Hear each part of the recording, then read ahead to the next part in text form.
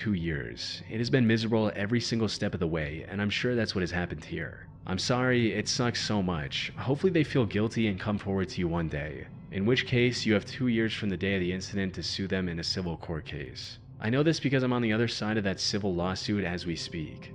That said, after further questioning from other users, the OP shared additional details about the situation, debunking many of these theories in the process. Edit. People have been asking about my fencing. I am about 5'8", and the main fencing is taller than me. The side fence is about half my height. However, there are other properties around those fencing.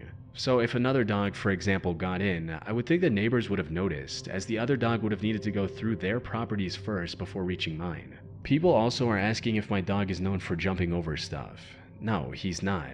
So that's why I don't think he hurt himself while jumping over the fence. But that doesn't mean another dog jumped over to him. One of my neighbors, right next to the one of my shorter fence, has a dog of his own.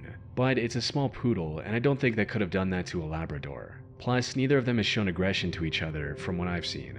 They usually don't even pay each other's mind. No other organs are missing, according to the vet, just the fat removal. It was not a car crash, he has no bones broken, bruises, or anything like that. There was blood, but only around him, normal amount, not anything crazy. So either someone did it and cleaned it, or it was done elsewhere. The picture was taken the day after the vet, the day I made this post, after they examined and gave him a proper clean around the wounds. At least one of my neighbors in the surrounding fencing has a camera, to my knowledge. The footage has been examined by the police and myself, and we couldn't see anything out of the ordinary. The police said they will be going around to see for any other footage.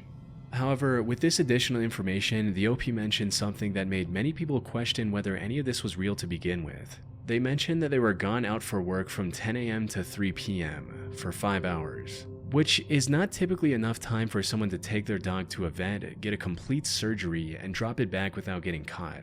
As one user pointed out, "This whole thing strikes me as suspicious. I've worked in both private practice and ER. OP says they were gone for 5 hours. Even if it happened right when they left, 5 hours is a really short amount of time for this size of wound repair when you factor in anesthesia, sedation, clipping, cleaning. Sometimes takes longer than the actual suturing to remove hair, debris, dirt, etc., then flushing and cleaning the wounds, cutting the skin to remove sections that wouldn't heal well, then actually suturing it, including drains, post-anesthesia/sedation recovery. White dogs plus a bunch of blood requires a bath to remove all the blood. Not to mention the time it takes to get the dog there, check the dog in, get consent for treatment, discharging and explaining meds, paying for it, getting the dog back to OP's yard. But this makes me wonder if it could have been